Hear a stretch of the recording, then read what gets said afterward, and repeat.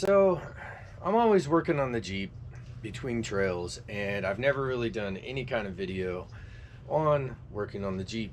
All in all, this is what I've done.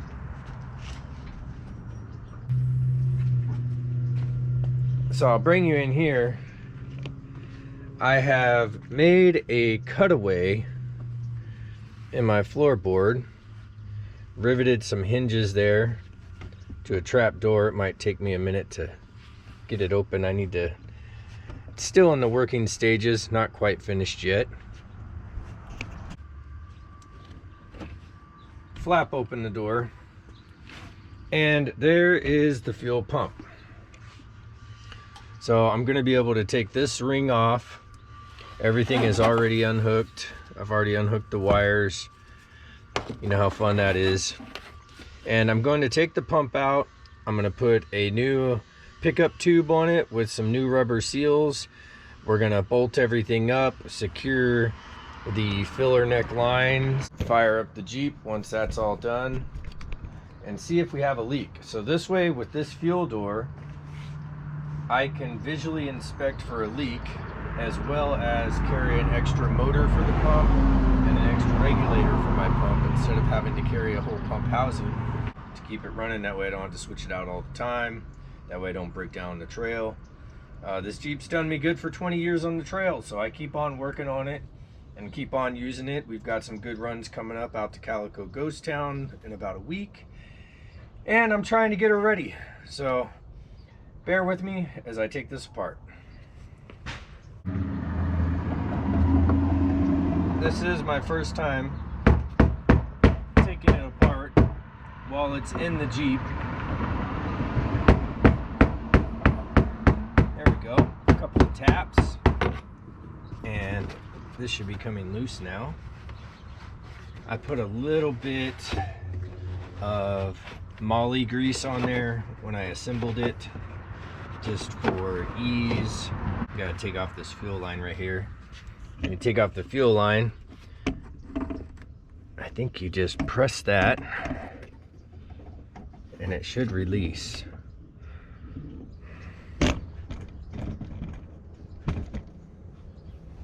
So press that and slide off the fuel line, get that out of my way, and then I'm able just to take off that.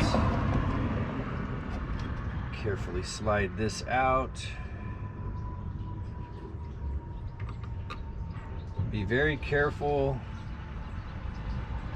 We'll let the fuel drain from the filter. I did assemble a new filter on it, so we're gonna let that drain for a few minutes. I do like to improvise. I use the handle of the mallet here just to hold the pump up so that fuel filter can drain and do its thing. Fancy towel here just to soak anything up that might come out.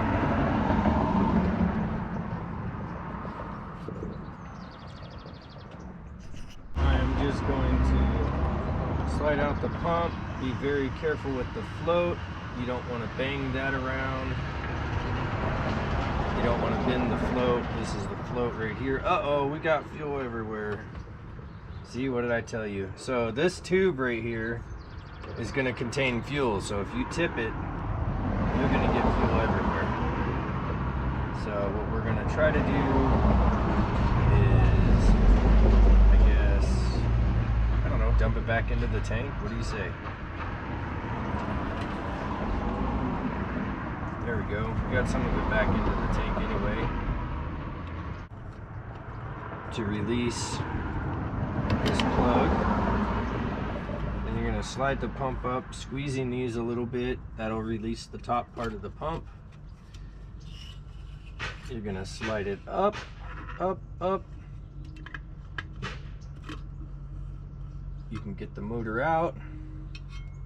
Once you take the motor out, there's one more plug here. This is the part right here that I need to replace. This rubber ring, rubber seal, has gone bad. So I'm gonna slide it off and get the new, whatever you want to call it, lifter tube that goes from the pump to the regulator. So I've got a little bit of moly grease. I like the moly, it's supposed to be okay for rubber. I'm just going to take a little tiny dab of that.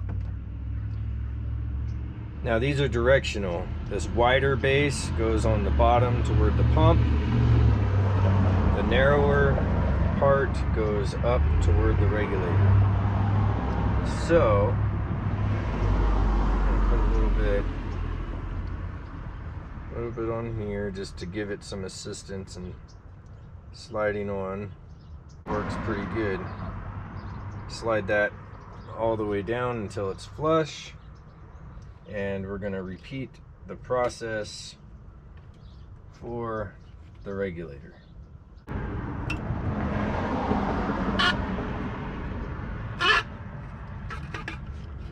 I don't know, you gotta get a little creative.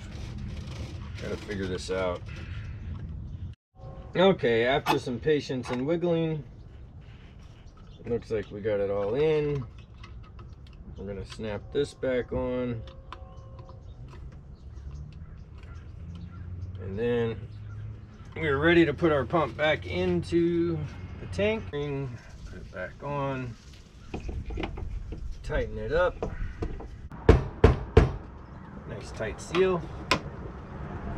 And that's it. So out with the old, in with the new.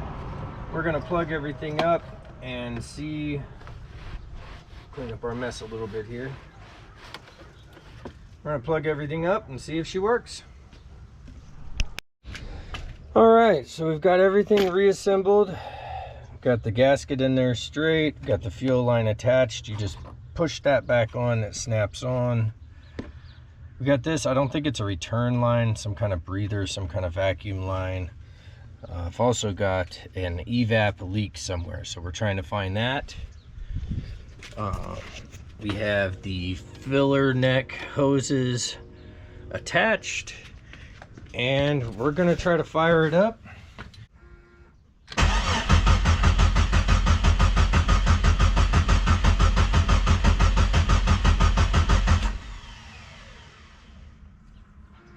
So something is either not hooked up. I have no idea what's going on, but this is how it goes in the Jeep life. Thanks for watching.